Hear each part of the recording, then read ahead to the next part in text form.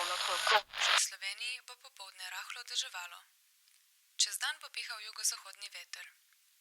Jutrajne temperature bodo od -5 do -2, ob morju malo nad nulo, najvišje dnevne od 3 do 8 stopinj Celzija. V torek in sredo bo dokaj sončno z Redni program prekinemo zaradi nujnega obvestila. Bili smo opazovani. Obstajajo sumi, da so nezemeljska bitja uporabljala ogledala kot portale za opazovanje nas in našega vedenja. Zaenkrat še nimamo informacij o tem, ali so nam nevarni. Preventivno pokrijte vsa ogledala in druge odsevne površine. Ne glejte v ogledala.